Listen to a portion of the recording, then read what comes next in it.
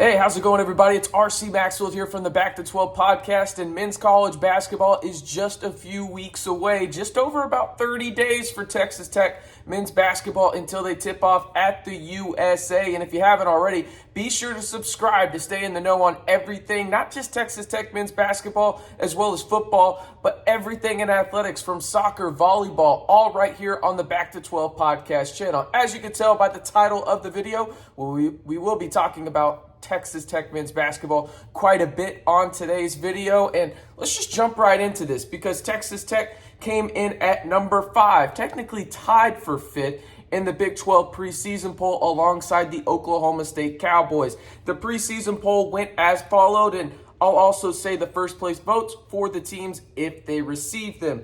Baylor with 77 points, they had 5 first place votes. Kansas at number 2, the defending national champions, with 4 first place votes and 73 points. At number 3 is Texas. They received 1 first place vote and 64 points overall. TCU with 58 points. Oklahoma State and Texas Tech came in with 42 points each. Oklahoma at 32. Iowa State at 8. West Virginia at 9 with 20. And Kansas State rounds out the list at 12. Now, a few things to dissect here when it comes to who is ahead of Texas Tech, right? Baylor and Kansas should no doubt be ahead of Texas Tech. Those two teams are going to be battling it out to win this conference, and it would not shock or shouldn't shock anyone if they are back in the Final Four mix again. Texas, I get the skepticism. I really do, but if you look who they brought in this year, they've got some dudes, man. I'm talking they've recruited 2 top 20 players. They got Tyrese Hunter, who was the freshman of the year last year at Iowa State, transferred to UT. He'll be running point alongside Marcus Carr. Texas has got a lot of dudes on that team. Now, does that produce?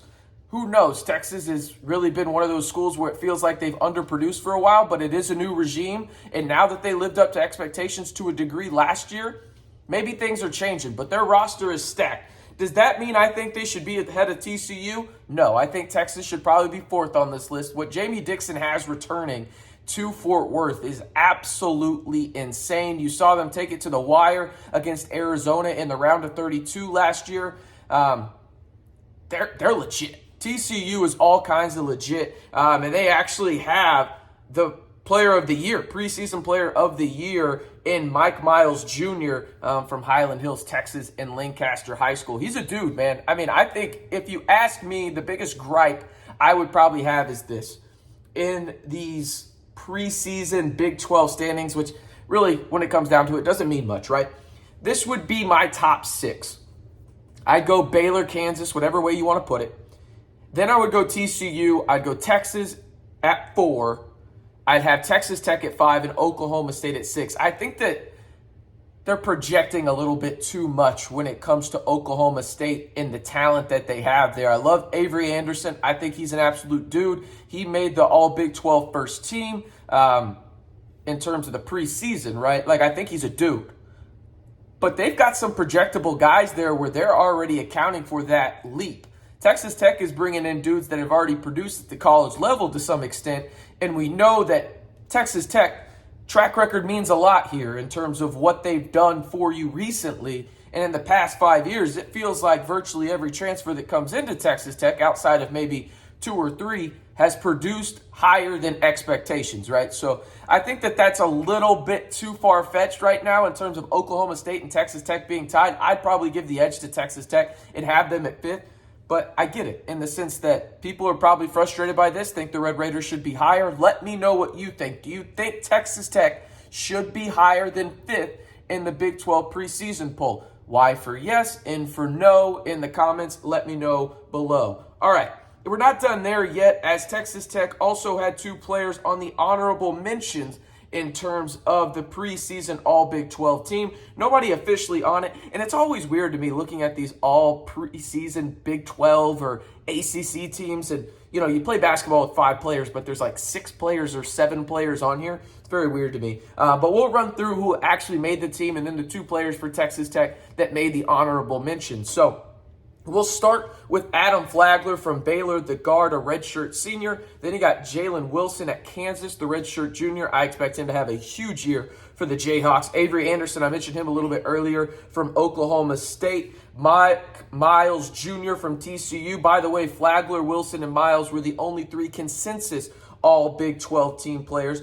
Timmy Allen from Texas, and then Marcus Carr from Texas as well. When it comes to honorable mentions, you had LJ Cryer from Baylor, Keontae George, the star freshman for Baylor, who is dog. He's a dog.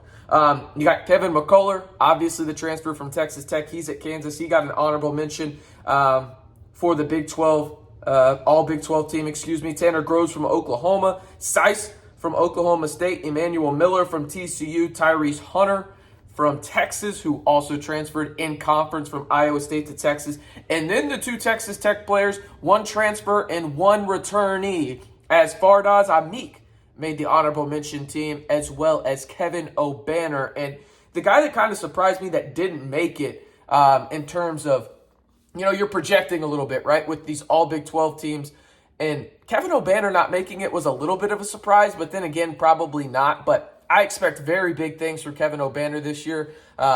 He's going to shoot a lot better. He's going to be a lot more involved in the offense. I think Devion Harmon running the point, as well as Pop Isaacs, having 2 guys that are true point guards that maybe not necessarily have the assist numbers, but also just know how to run a system and know how to play point guard primarily and be that primary ball handler. We're going to go a long way for guys in terms of spacing, and I think Kevin Obanor is going to be the guy that really, really is impacted by all of it. So I think that that's really the big thing for me when it comes down to it, is Kevin Obanor not making it was a little bit interesting. But at the end of the day, he averaged 10 points a game last year. He didn't have, gaudy numbers. It was his worst year in college basketball, which is to be expected to some degree, right? He was transferring from Oral Roberts, which was in the Ohio Valley Conference, to the best basketball conference in America. There was going to be a slight decrease in numbers. I expect him to elevate and get closer to his ORU numbers.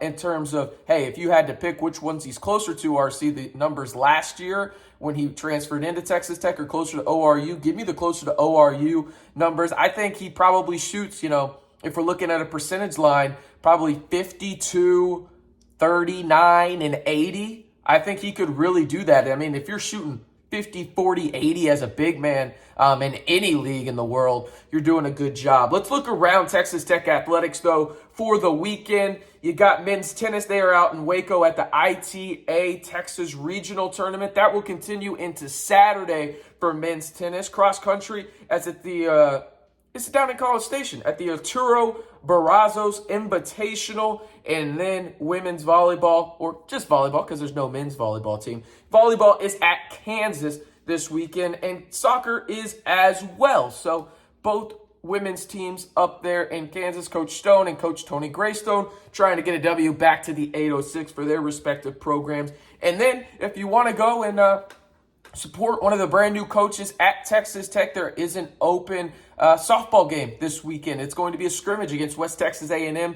Texas Tech softball will have first pitch in Lubbock at 1 p.m. But again, the major storylines right now in Texas Tech athletics is Texas Tech men's basketball in the Big 12 preseason poll was picked to finish 5th. I want to know again, is that too low? Is that just right?